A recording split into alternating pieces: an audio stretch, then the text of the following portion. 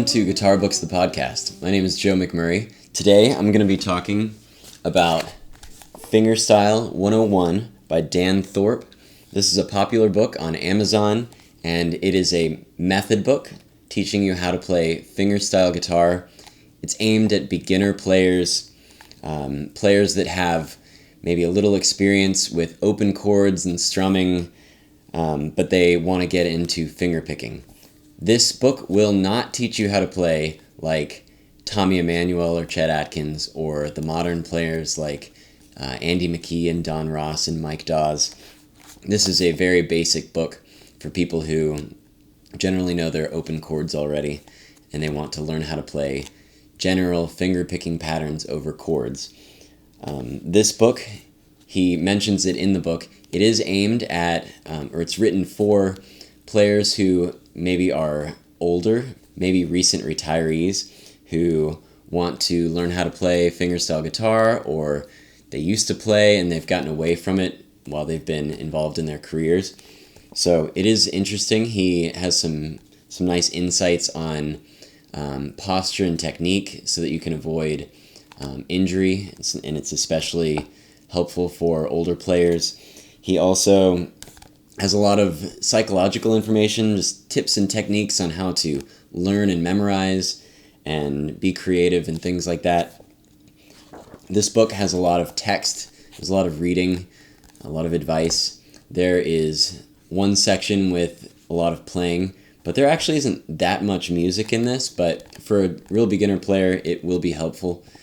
So, before I get deeper into this, I want to tell you about my own book, which is called Arranging for Fingerstyle Guitar. I've written this to show you how to take a simple melody, one simple melody, and arrange it in hundreds of different ways so that in the end you can hopefully arrange any melody in a variety of styles. The book is available through the link in the description below. Also, if you haven't heard my music is available on all the streaming platforms. I've recently released 4 tracks from my upcoming album, Pins on the Map. This is my 3rd fingerstyle guitar album. The 4 tracks that are available currently are Open Road, Lost and Found, The Matador, and the title track, Pins on the Map. So please check those out, or my previous 2 albums if you haven't already. Alright, back to Fingerstyle 101 by Dan Thorpe. So this book, I bought it because it was popular on Amazon. I don't need this book really. I wouldn't recommend it to an advanced player at all. It is useful as a teacher. There's some nice advice and things that I can pass along to my students. It is nice that the book has audio samples available online for all of the examples, the musical examples. I also appreciate that the author is really speaking to a certain demographic of the population. He's written this book really for older students. That being said, it is the information in here is useful for people of all ages, so you don't have to be 65 and retired to get this book and get something out of it. So now I'm going to open up the book and I'm going to go into a little bit more detail about what's inside. So the book's broken up into 3 sections. Part 1 is the absolute fundamentals of fingerpicking. This is a text section, there are no playing examples. It's about 40 pages long. Part 2 is the 10 fun, stunning, and must-know fingerpicking patterns. This is where you get to play. And Part 3 is developing further and an experienced guitar teacher's words of wisdom. So more advice and that sort of thing. At the end there's a chord reference guide and a beginner's guide to reading guitar tab. So if you've never read tab, this is useful. I've had some beginner students who haven't read tab before, and maybe in the future I could refer them to this guide. It's about 8 pages long and it's pretty good. So let's go into part 1, the absolute fundamentals of fingerpicking. He's got secrets of fingerpicking technique that most guitarists get wrong. It's got some tips and tricks to make your journey easier and more enjoyable. Things like how to hold the guitar properly so that you avoid injury, which is very important if you play a lot, or if you are older, or if you already have pre-existing conditions with your back or with your shoulders. Things like using the minimum pressure required. This is really important. I've actually had some hand injuries along the way. Things like every once in a while, if I play too hard, I'll get this really intense, sharp pain on the tip of a finger, and it takes a couple weeks to go away. I hate it when that happens. It usually happens from playing either too much or too hard, or a combination of the two. I've also gotten a cyst on one of the tendons on my finger from playing too much. That's no good either. So avoiding injury really is important. He has a section on the finger picking with nails or skin debate. I think this is kind of fun to talk about. I personally use nails now.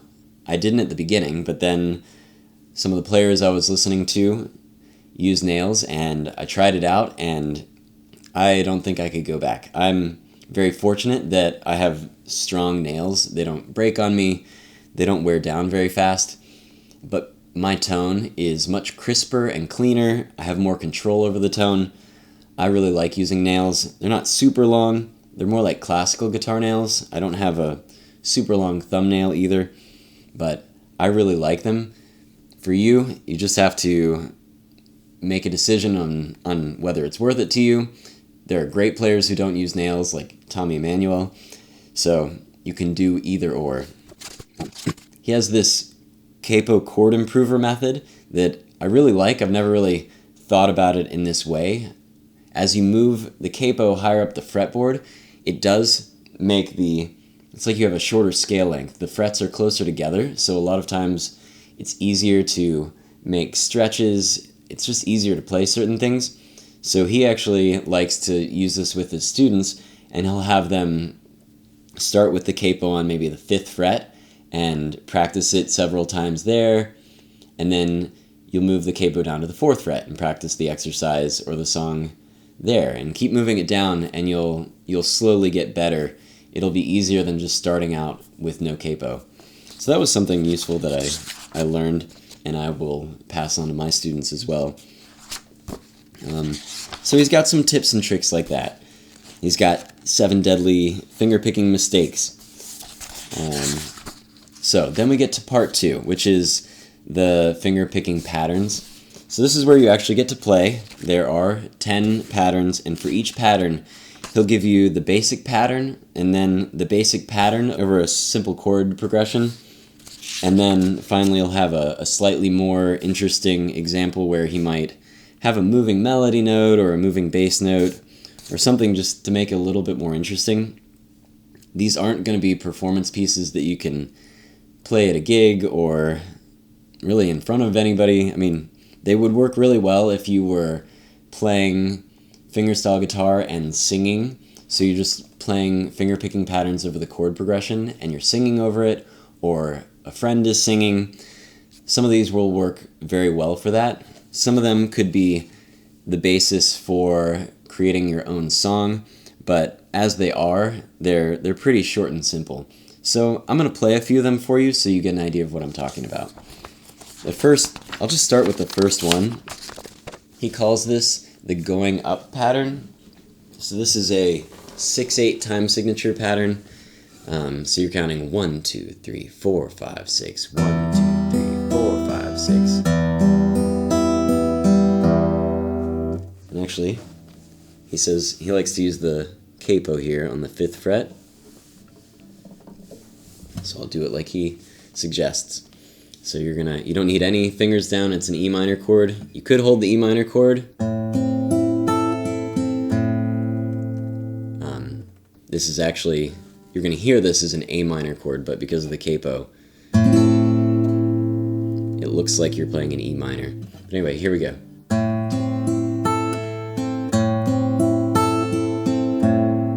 And then, example 2, he'll take that pattern and put it over a simple chord progression. C, G, D. So we're going to play.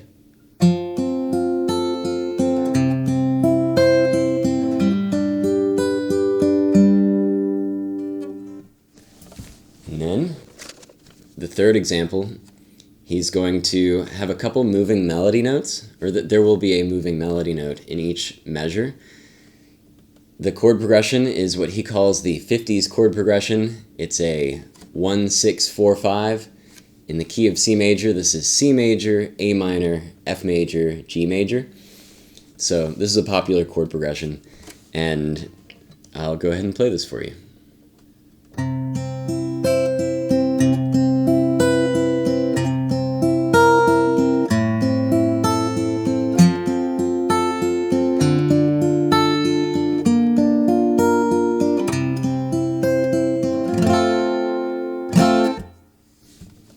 So it's a pretty simple piece.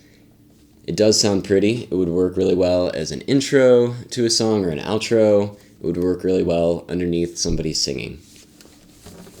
So let's do one more.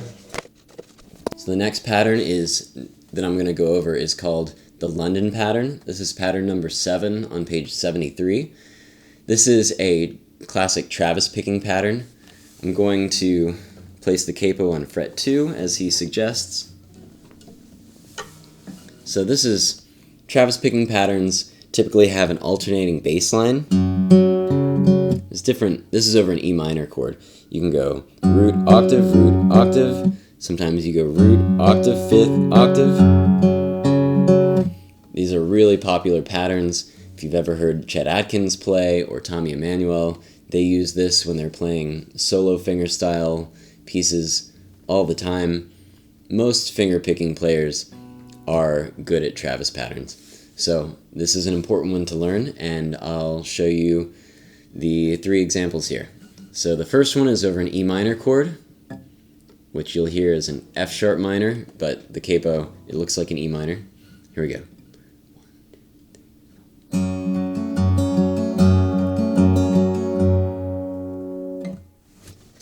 Then he moves on to having you play this pattern over a simple chord progression of C, G, D.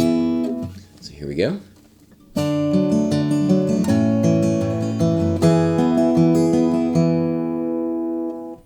And finally, example 3, he has you play this over a slightly more interesting chord progression.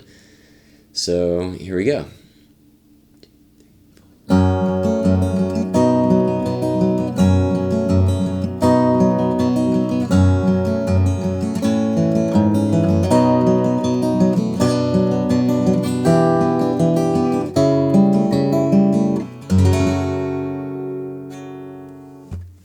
So it's a nice sounding piece, and it shows you how to utilize the London pattern over some different chord changes with a couple moving melody notes and a couple moving bass notes.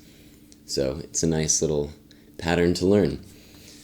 Again, I wouldn't probably go out and perform that as a solo piece, but I think you get the idea. This is not for learning how to play solo fingerstyle guitar. So that's all I'm going to play for you, but I'm going to continue going through the book. So there are the 10 patterns, and then the final part 3 is developing further and an experienced guitar teacher's words of wisdom. So he has 10 steps for getting the most out of your fingerpicking playing.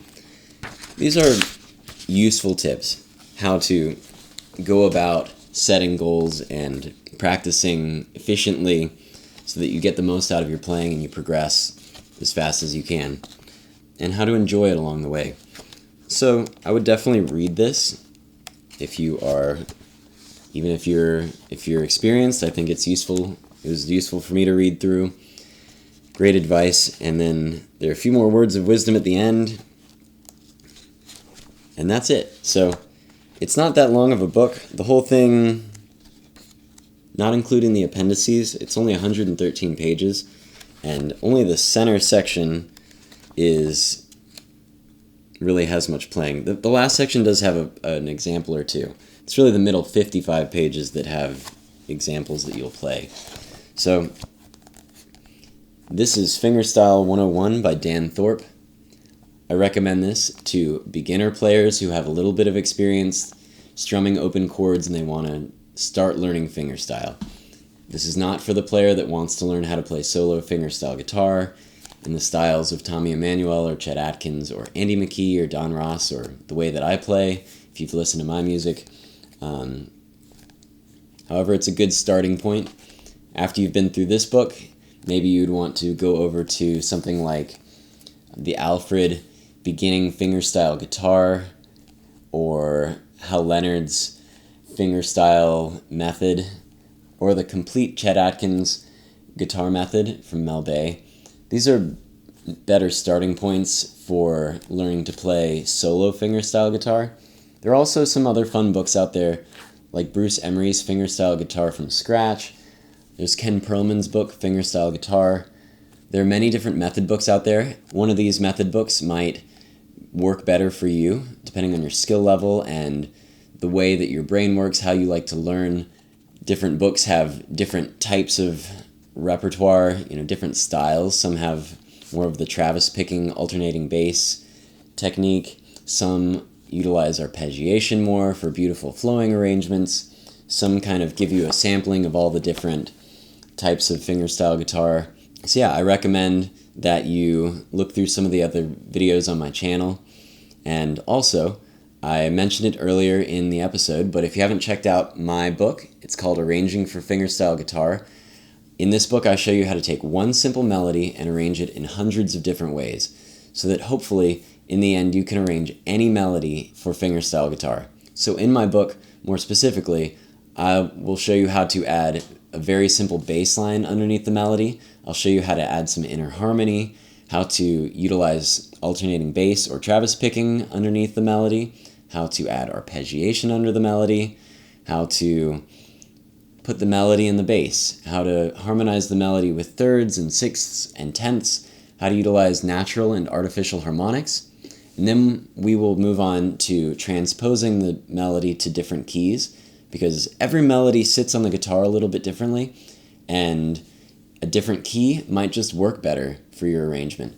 And so I show you how to transpose the melody from the key of G major to the key of C major, and then I'll show you how to transpose into a couple of other keys, and then how to utilize some alternate tunings to make this a little easier. But I like to teach alternate tunings different than most books do. I don't like to just give you an alternate tuning and throw a bunch of chord shapes at you and maybe a couple songs and expect you to be a master at that alternate tuning. I like to show you how we've tried to arrange the song in standard tuning, and maybe it's difficult to reach a certain bass note, so maybe we drop the low E string to D, it's called drop D tuning, in order to have different access to your bass notes. And if that's not enough, maybe we drop the guitar into dadgad tuning. So very similar to drop D, but this time we're going to drop the top two strings a whole step each, giving you slightly different access to your melody notes. I like to do it in steps like this so that you see why you might use an alternate tuning, why you might change one string to make your arrangement work better. I don't like to just say I'm going to make up a funky tuning for my guitar and figure out how to play a song in it. Alternate tunings are tools.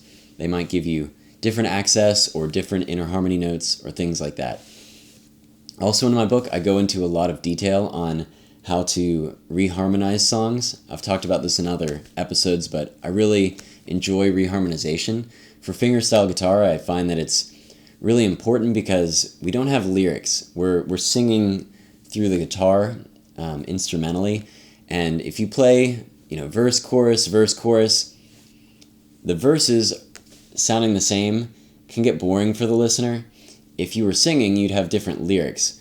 Maybe the same melody, but different lyrics to keep it interesting. But with fingerstyle guitar, we need to find other ways to keep it interesting, either through melodic variations or harmonic variations. And reharmonization is a way to put different chords underneath the melody to make it more interesting. And I go into a lot of detail on how to do that. So I know that was an earful. I hope you will check out my book. It's available through the link in the show notes or the description below.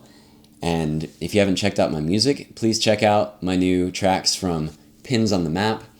I have my 4 singles that I've released. The full album will be available in January of 2024, so in just about a month and a half. And my previous 2 albums are also online on all the streaming services as well. Riding the Wave and acoustic oasis. There's lots of fingerstyle guitar, some fingerstyle ukulele, and some piano tracks. So please check that out. And that's it for today. I hope you learned something useful, and maybe this book will be right for you, maybe it won't be right for you. I hope you can make a more informed purchasing decision, and feel free to leave me a comment below. I love getting book recommendations. I had never heard of the Ken Perlman book, and somebody asked me to do a review of it, so I ordered it, and I went through it, and I did a review. That was the previous 2 episodes ago, episode 13. So yeah, I read the comments, and I try to respond to all of them. Yeah, so I'll see you in the next episode. Please like this video and subscribe. See you next time.